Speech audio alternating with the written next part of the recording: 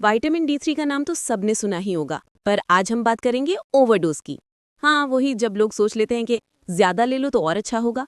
लेकिन एक नई रिसर्च आई है south Asian research journal of biology and applied biosciences में, जिसमें फीमेल एल्बाइनो रैट्स पर विटामिन D3 ओवरडोज का हिस्टोलॉजिकल इफेक्ट देखा गया है। मतलब उनके लिवर और किडनी पर माइक्रोस्कोपिक लेवल पर क्या असर हुआ। बिल्कुल, और स्टडी का डिजाइन भी काफी इंटरेस्टिंग था। टोटल 16 फीमेल रैट्स ली गई थीं और उनको 4 ग्रुप्स में डिवाइड किया गया। ग्रुप 1 को सिर्फ ऑलिव ऑयल दिया गया, मतलब वो कंट्रोल ग्रुप था। ग्रुप 2 को 0.5 ml vitamin D3 plus 9.5 ml olive oil, group 3 को 1 ml D3 plus 9 ml olive oil और ग्रुप 4 को सबसे heavy dose 2 ml D3 plus 8 ml olive oil. ये एक्सपेरिमेंट 30 दिन तक चला। सुनने में लग रहा होगा, अरे रैट्स पर क्यों? पर ये स्टैंडर्ड है क्योंकि रैट्स का फिजियोलॉजी काफी कुछ ह्यूमन से मिलता जुलता है, स्पेशली जब टॉक्सिसिटी या ऑर्गन डैमेज स्टडी करना हो। तो जब 30 दिन बाद ऑर्गन्स निकाले गए तब पता चला कि हाई डोज वाले ग्रुप, मतलब ग्रुप 4 में सबसे ज्यादा डैमेज हुआ। हाँ, और डैमेज भी ऐसा वैसा नहीं।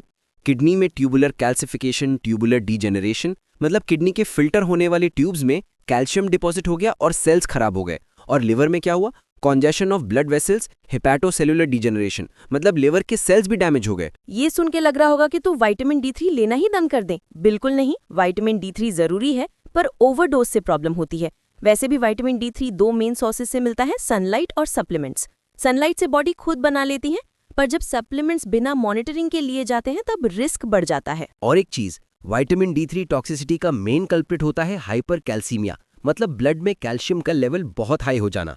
इससे वीकनेस, वेट लॉस, कंफ्यूजन और कई ऑर्गन्स पे स्ट्रेस आ सकता है।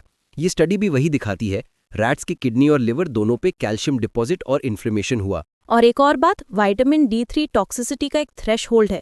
जब ब्लड में 25 OHD लेवल 150 नैनोग्राम्स पर ml से ऊपर चला जाता है तब रिस्क बढ़ जाता है। पर ये नेचुरली सनलाइट से नहीं होता, ये यूजुअली सप्लीमेंट्स के ओवरडोज से होता है। मतलब अगर आप नॉर्मल डाइट और सनलाइट ले रहे हो तो टॉक्सिसिटी का चांस बहुत कम है। सही पकड़े हैं। और स्टडी में जो माइक्रोस्कोपिक चेंजेस देखे गए, जैसे glomerular hyperplasia, tubular hypertrophy, atrophied glomeruli, ये सब किडनी के फिल्टर सिस्टम को डैमेज करते हैं।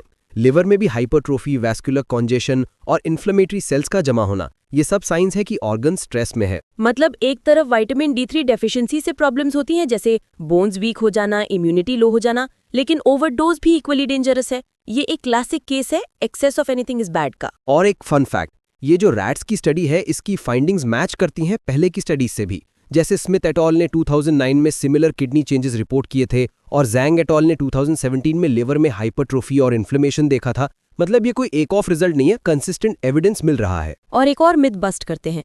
बहुत लोग सोचते हैं कि फोर्टिफाइड फूड्स या सनलाइट से ओवरडोज हो सकता है, पर रिसर्च के हिसाब से फोर्टिफाइड फूड्स में विटामिन D की क्वांटिटी इतनी नहीं होती कि टॉक्सिसिटी हो जाए, और सनलाइट से बॉडी खुद रेगुलेट कर लेती है कि कितना विटामिन D बनाना है। मतलब अगर आप सप्लीमेंट ले रहे हो तो डॉक्टर की एडवाइस जरूर फॉलो करो। अपने आप से डबल डोज डबल बेनिफिट का एक्सपेरिमेंट मत करो, ये रैट्स की तरह आपके ऑर्गन्स भी प्रोटेस्ट करेंगे। और एक और चीज, स्टडी के कंक्लूजन में ये भी लिखा है कि long term vitamin D3 overdose से लिवर और किडनी में इन्फ्लेमेशन, ब्लड कॉन्जेशन और वाइट ब्लड सेल्स का इंक्रीज हो जाता है। मतलब बॉडी के डिफेंस सिस्टम को भी अननेसेसरी काम मिल जाता है। और अगर आप सोच रहे हैं कि मुझे तो कुछ फील नहीं हो रहा, तो याद रखो कभी कभी सिम्टम्स सटल होते हैं, जैसे माइल्ड वीकनेस, नॉजिया या कंफ्यूजन।